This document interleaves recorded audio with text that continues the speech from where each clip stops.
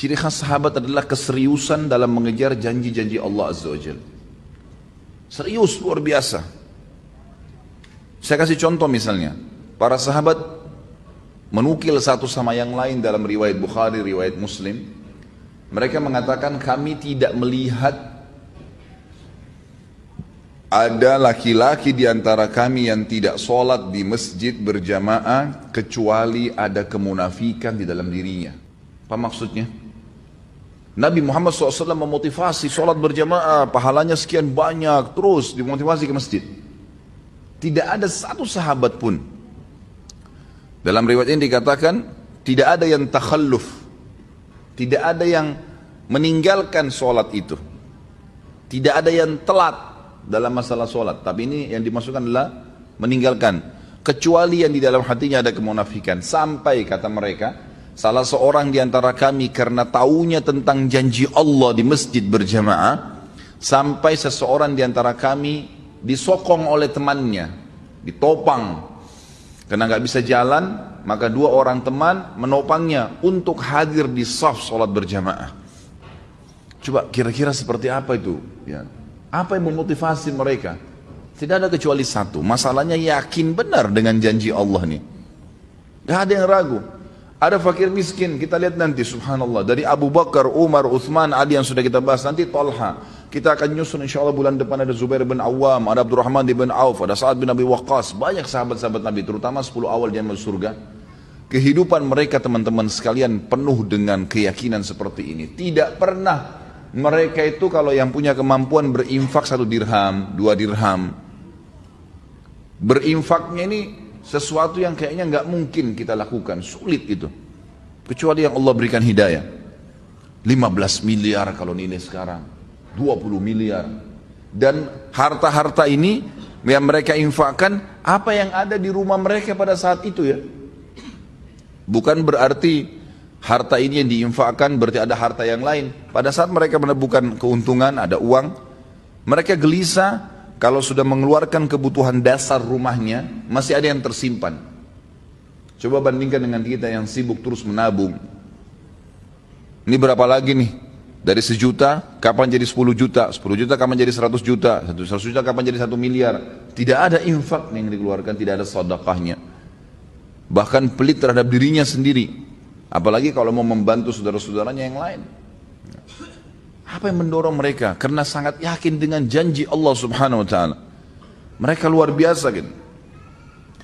Masalah sholat, masalah jihad.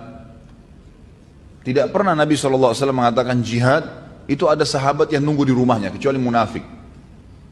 Mereka sudah langsung, bahkan ada di antara mereka yang dengar kalimat jihad dari kebun kurmahnya, langsung.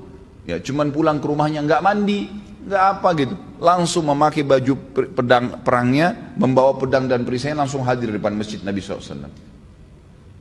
Kita kadang-kadang subhanallah, hanya karena keringatan nggak jadi sholat jamaah di masjid. Bagaimana ini gitu? Ciri khas sahabat, mustahil mereka ketinggalan janji Allah. Karena prinsip dasarnya dalam masalah ibadah ikhwah dan akhwat sekalian, sekali kita ketinggalan ibadah itu, sulit sekali untuk mengulanginya. Saya sering sampaikan di pengajian saya. Kalau seandainya kita masbuk sholat subuh 1 rakaat, mungkin ada uzur, mungkin sakit perut, anggaplah, ketiduran, anggaplah. Tapi uzur ini hanya akan melepaskan kita dari hukuman Allah Subhanahu wa ta'ala, kalaupun di perbuatan itu ada hukuman. Tapi ingat, kehilangan pahala nggak bisa diperbaikin. Beda antara orang yang ketiduran masbuk 1 rakaat dengan orang yang dasarnya memang bangun dan tiap hari dia paksakan dirinya untuk mendapatkan dari rakaat pertama. Beda pahalanya, walaupun sama-sama hadir subuh. Dan yang masbuk 1 rakaat sampai hari kiamat, dia tidak akan pernah bisa memperbaiki kekurangan 1 rakaatnya itu. Coba kalau kita masbuk misalnya, pas datang imamnya sudah rakaat kedua, masih bisakah kita bilang imam maaf kembali ke rakaat pertama untuk kita ikut dari awal takbiratul ihram? Nggak bisa. Berarti orang yang ikut dari awal sama imam, Dari Allahu Akbar sudah dicatat pahala oleh malaikat. Dari Iftitah sudah ada pahalanya. Dari Al-Fatihah sudah ada pahalanya. Dari surah yang dibaca ada pahalanya. Ruku ada pahalanya. Gerakan dan bacaannya. Itidalnya. Kemudian terus satu rakaat sujudnya. Bukankah kata Nabi SAW, ya, tidak ada seorang pun yang sujud satu kali untuk Allah kecuali Allah akan tinggikan derajatnya. Waktu seorang sahabat berkata, ya Rasulullah, saya ingin bersama dengan anda di surga. Kata Nabi SAW, ada yang lain kau minta? Dia bilang, tidak ada ya Rasulullah. Itu saja, saya ingin bersama anda di surga. Pandu saya untuk itu. Kata Nabi SAW, bantu saya agar kamu bisa bersama saya di surga dengan memperbanyak sujud. Sekali kita kehilangan sujud, tidak bisa diperbaiki. Nanti kita sujud memang. Ya, tetapi kata para ulama, orang yang masbuk, yang dia dapat berjamaah, dapat pahala jamaah, gitu kan? Yang dia masbuk yang tersisa, itu akan mendapatkan pahala yang bukan berjamaah lagi. Artinya berkurang kan gitu. Dosakah dia? Tidak dosa. Nggak ada hukuman di depan Allah SWT karena dia ada uzur ya. Tetapi perlu jeli teman-teman sekalian memahami bahwasanya tidak bisa terulang peluang ibadah itu. Saya pernah menemukan seorang ibu dengan anaknya miskin, luar biasa pakainya saya lihat gitu. Saya habis ta'lim di kampung Melayu. Kemudian saya keluar, dia beri isyarat, minta uang gitu. Saya memang sudah niat mau membantu. Saya bilang sebentar bu ya, karena saya lihat ibu itu duduk di bawah pohon gitu. Saya memang sudah niat mau memberikan apa yang saya dapatkan dari ceramah diberikan oleh majelis taklimnya. Kemudian saya sholat dulu bu, buru-buru karena saya takut iqamah, waktu itu sudah azan. Saya pun pergi ke sana, kemudian saya sholat berjamaah.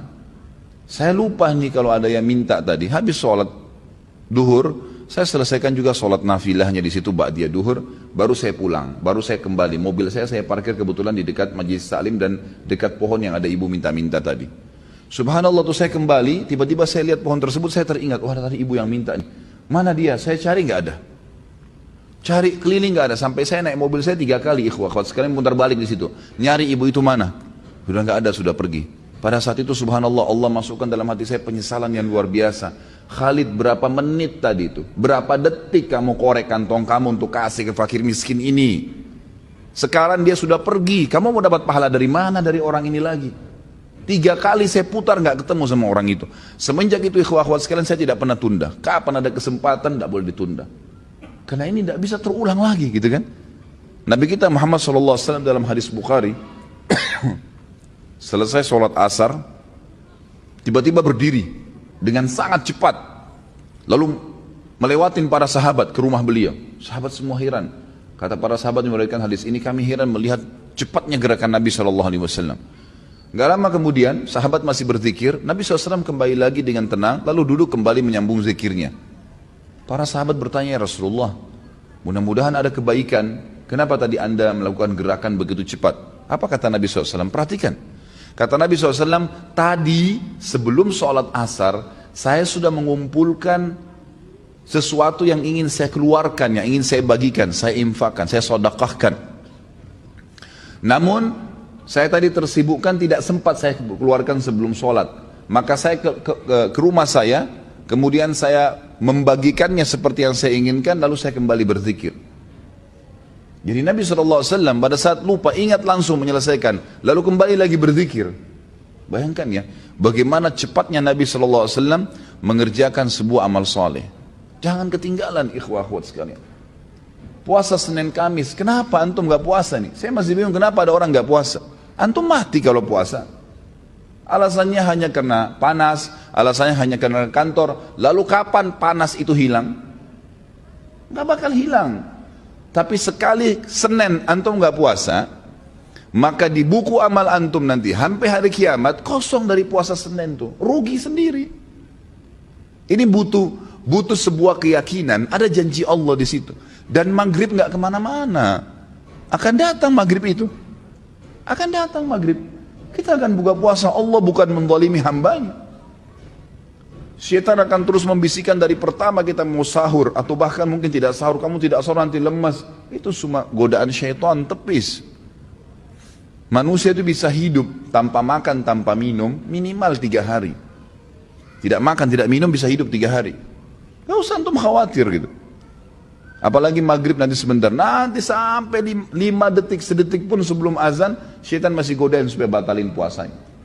Dan dia akan kalah pada saat dengar azan, antum minum. Makanya kata Nabi SAW, "Lis-sha'imi farhatan." Orang yang puasa punya 2 kemenangan dan kegembiraan.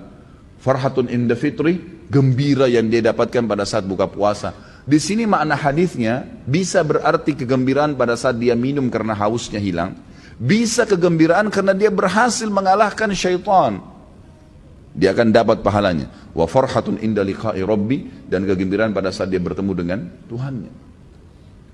Lagi lampu merah, lagi ada waktu lowong.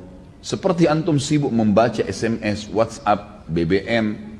Coba lowongkan di antara waktu-waktu antum sehari berapa kali buka HP. Baca Al-Quran. Baca Al-Quran. 5 ayat, 10 ayat.